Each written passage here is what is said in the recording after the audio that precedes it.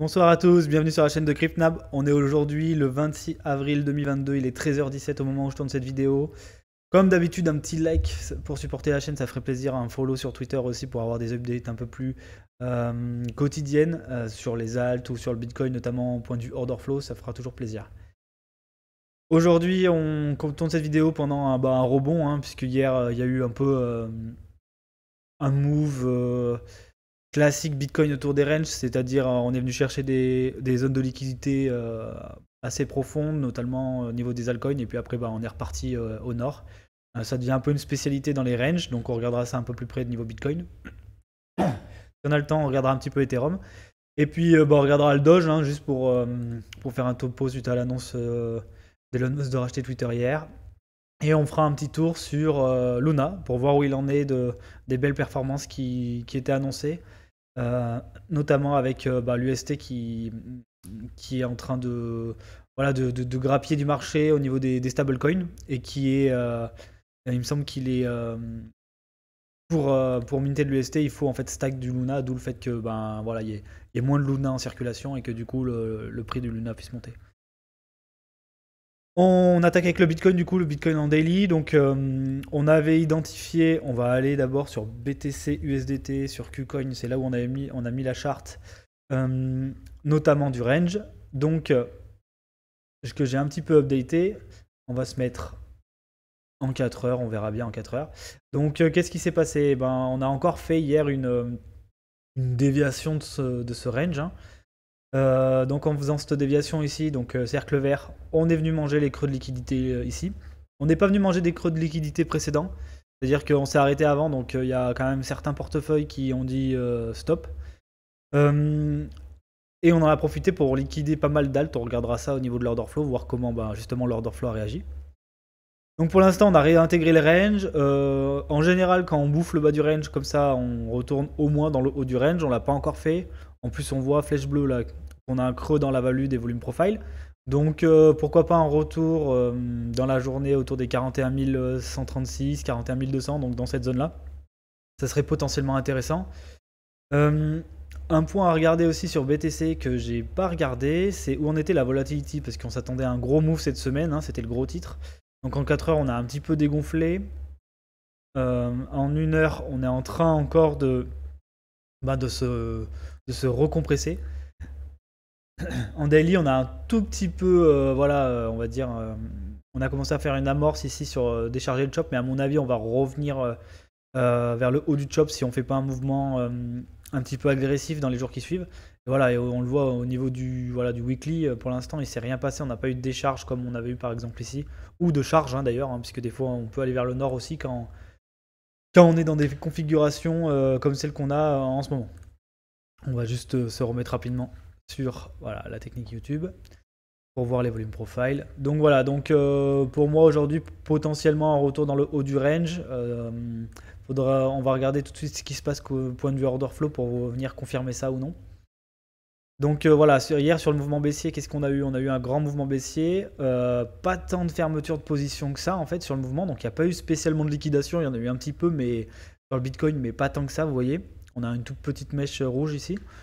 Par contre, ce qu'on a eu derrière, vous voyez, c'est des fermetures de position et plutôt short. Donc ici, on a fermé des positions short. On en a liquidé quelques-unes aussi, mais je pense qu'il y a eu pas mal de prises de bénéfices. Deux choses contradictoires, comme d'habitude. Ici, donc, on est en train de stagner. C'est là où on en est à l'heure actuelle. Ce qui est bien, c'est qu'on a enfin ce ratio long qui est en train de s'enfoncer. On aimerait qu'il retourne vers les 50 pour que ça soit vraiment une confirmation de baisse. Le problème, c'est que pour l'instant, le funding est toujours retourné dans le positif. Ce qu'on aimerait bien voir quand même, c'est un prix qui potentiellement continue de stagner. Ici, une hausse de l'open interest avec une diminution du funding et une diminution long short. Voilà, une corrélation entre la diminution du ratio long et la diminution du funding, ça serait vraiment top pendant que les open interest montent. Ça voudrait dire qu'on a beaucoup de gens qui rentrent en position, notamment short. Et donc forcément, si les gens rentrent dans une position plutôt short, ils vont avoir des prix de liquidation qui vont se situer au nord pour le marché. Et du coup, si on a des prix de liquidation au nord, va potentiellement avoir une hausse du marché pour aller chercher ces liquidations. Comme d'habitude, pendant que je suis en live avec vous, bon ben, j'arrive pas à charger les open interest. Donc, en attendant, on va faire comme d'habitude, on va passer à Ether. Regarder un petit peu ce qui s'est passé au niveau d'Ether. Donc, de la même manière, il est venu chercher des zones de liquidité. Lui, il est venu beaucoup plus bas. Par contre, vous voyez, il est venu taper ses creux ici. Il a toujours pas fait l'eurocheck de ce W voilà, que j'attends depuis un moment ici. Donc, à voir s'il viendra un jour au 2775, potentiellement pour un dernier plus bas, je ne sais pas. En tout cas, ici, on voit une forme de divergence qui commence à se former. D'ailleurs, j'ai oublié d'en parler, mais on l'a aussi sur le BTC. Hein, on peut le regarder. Tac. Donc, sur le BTC, si on zoome, on a bien ce W ici en daily qui est formé, avec des points de plus en plus bas entre là et là. Donc, ça, vous voyez, la mèche elle est plus basse qu'ici. Donc, ça veut bien dire qu'on a confirmé une divergence daily pour du côté du Bitcoin. Donc, potentiellement une reprise de la main des acheteurs, à voir comment, justement, comment ça va réagir dans les prochaines journées. Comme je suis revenu sur le Bitcoin, on va en profiter, on va regarder le funding des alt, ainsi que on va regarder les liquidations quand même, parce que c'est aussi ce qui nous intéresse, savoir si on a liquidé pas mal de monde pour pouvoir repartir d'une manière un peu plus sereine. On va passer en 15 minutes, on verra déjà pas mal. Donc ça c'est le mouvement d'hier du Bitcoin, hein, grand mouvement vers le bas, mouvement vers le haut. Et là regardez, par rapport au Bitcoin où on n'a pas trop eu de mouvement, ici on a vraiment eu des grands dumps, des grosses zones de liquidation. Donc une et deux zones de liquidation. On le voit bien, le funding qui à chaque fois s'est fait éclater. Donc ça c'est très intéressant, ça veut dire qu'on a vraiment remis à zéro pas mal de longues en fait qui se sont fait liquider sur les altcoins. Bon, petit souci, comme d'hab, ça repart, on rentre en FOMO un petit peu sur les altcoins, l'open interest monte alors que le funding monte. Mais bon, c'est pas non plus, pour l'instant, c'est pas violent. Vous voyez, le funding vient juste de repasser dans le positif par rapport à comment on était juste avant. Donc c'est bien, ça veut dire que ce mouvement a été un peu un mouvement de capitulation, exactement. Donc pourquoi pas revenir, mettre un coup de pression avec le Bitcoin pour former un espèce de gros W et faire un peu FOMO les gens, mais en short sur les alts, ça serait vraiment très intéressant pour la suite. En attendant, que dire je voulais parler, on va vite fait faire un tour, avant de parler de Luna et Doge, on va vite fait faire un tour sur le Nasdaq. Qu'est-ce qu'on peut voir? Que en fait Bitcoin il est très corrélé au Nasdaq en ce moment, donc en fait c'est un peu le Nasdaq qui fait le marché des cryptos à l'heure actuelle. Bitcoin a tendance à suivre le Nasdaq bêtement. Donc pour l'instant on a un rebond, mais on va pas se mentir, le Nasdaq il est vraiment pas beau si on le regarde notamment en weekly. En weekly, si vraiment on veut sauver le Barda, il faut former un W weekly ici là. Sinon, si on casse le point le plus bas aux 13 000 points, c'est ciao de Nasdaq et on reviendra dans les zones ici. Donc il faut comprendre que c'est un marché qui pèse lourd. Bon, Nasdaq, SP500, hein, bien sûr, SP500 ça pèse encore plus lourd. Mais là, on serait sur moins 20% en plus. Donc clairement, un Nasdaq qui chute fortement risque d'entraîner avec lui le Bitcoin. Et on va pas se mentir, on risque d'aller plus bas que ce que le Nasdaq va aller, c'est-à-dire que si là on a moins 20%, on risque d'avoir facilement moins 30 sur Bitcoin et du coup moins 50 sur les alt, des choses comme ça. Donc c'est vrai qu'on est proche d'une récession au niveau marché US, surtout qu'en parallèle on a le dollar qui faiblit pas, qui continue de pousser fort. Donc ça veut dire que les gens se réfugient dans le dollar, en tout cas les gros portefeuilles. On n'est pas loin d'un ATH, vous voyez à 103 points, vous avez l'ATH du dollar. Donc franchement, il pump de l'espace, quoi. Il s'arrête pas. On pensait qu'il allait commencer à diverger et se calmer, mais il s'arrête pas. Donc pour l'instant, les gens se réfugient dans le dollar et c'est peut-être ce qu'on devrait faire aussi. Mais bon, le problème c'est qu'il fallait le faire plutôt vers là. Donc quand on a eu le dernier top du BTC. Donc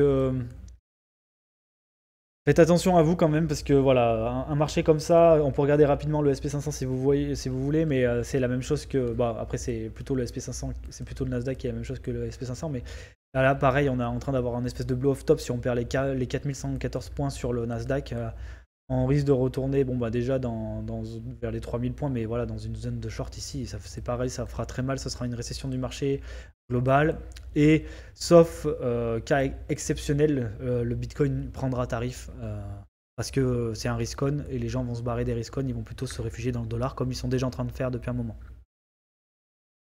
Pour parler du coup rapidement des cryptos, on va parler de Luna et de Doge. Doge, ça sera vraiment rapide. Luna, du coup, qu'est-ce qu'on a eu? On a cette espèce de parabole qui se met en place Lorsqu'on casse cette parabole, on va pas se mentir, ça va puer, on va certainement revenir dans des zones de rechargement un peu plus long terme, donc sous ce W ici weekly, probablement, hein. C'est ce que, en tout cas, moi j'attendrais un mouvement comme ça si jamais je voulais recharger sur Luna. Donc au niveau des 17 $ par exemple, ça serait une bonne entrée, ça serait vraiment bas, mais ça serait très intéressant. Vous voyez, il y a quelque chose comme ça qui se passe, c'est pas parce que ça monte que ça va jamais redescendre. Plus ça monte fort, plus ça descend. En général, on a une parabole, on casse la parabole, et quand on a cassé la parabole, et ben on s'effondre. La chance de Luna, c'est qu'il est très très utilisé pour minter l'UST, pour utiliser l'UST. Il faut stacker en haut des Luna, et donc du coup, il y en a de moins en moins en circulation, ça fait que ça pump, mais bon. À un moment donné, un actif ne monte jamais en ligne droite, et vous le verrez notamment sur GMT dans pas très longtemps, à mon avis. Doge, qu'est-ce qui s'est passé hier? Bon, hier, c'est un peu nimp, hein. Twitter a réagi, on va dire que la commu crypto a réagi à l'annonce de l'achat d'Elon Musk de Twitter. Du coup, on a fait une énorme bougie. Pour ceux qui sont rentrés il n'y a pas longtemps, j'espère que vous allez avoir le plaisir de sortir. Parce qu'on va pas se mentir, ici on n'est pas dans une zone de retournement de l'espace, hein. On voit qu'il y a un énorme creux dans la value juste en dessous, il n'y a même pas eu de trafic juste en dessous des creux ici. Donc si le Bitcoin commence à refaire des pics vers le bas, vous allez avoir un Doge qui va se retrouver à 0,05, donc au tiers du prix qu'il est à l'heure actuelle. Moi je m'attends pas à un Doge qui pump de l'espace, sauf si, je sais pas, annonce d'Elon Musk, le Doge va servir uniquement pour... Ça va être le seul crypto qui va servir pour les tips, par exemple, sur Twitter. Alors là, vous risquez d'avoir un gros pump, un effet d'annonce, notamment qu'il est très fort pour faire ce genre d'événement, donc pourquoi pas. Pour faire le bilan du coup de la vidéo du jour, BTC, comme je l'ai dit, on a bien refresh les alts, il faudrait que ça continue comme ça. Une divergence en daily qui est confirmée, donc ce qu'on attend de voir maintenant, c'est est-ce que les acheteurs ont assez de jus pour relancer. Je pense que le gros souci pour l'instant, c'est le marché traditionnel, et tant que le marché tradi se reprendra pas, ça m'étonnerait qu'on ait un bull run à venir, en tout cas sur le Bitcoin. Donc il y a des altcoins qui sont en position pour faire du DCA. Si jamais les projets vous intéressent, je donne pas de conseils financiers, mais appliquer un DCA sur plusieurs mois sur des tokens auxquels on croit, je pense que c'est une stratégie qui est connue et qui a apporté ses fruits à de nombreuses personnes. En attendant, faites attention parce que point de vue order flow, comme je l'ai dit, on attendrait vraiment une continuation baissière des ratios longues, ainsi que des funding pour avoir un réel retournement à venir. Et pour l'instant, c'est pas le cas. Je vous souhaite à tous une bonne semaine. On se retrouve jeudi en espérant que on soit pas pauvre d'ici là. Et je vous souhaite une bonne soirée. Allez, à plus.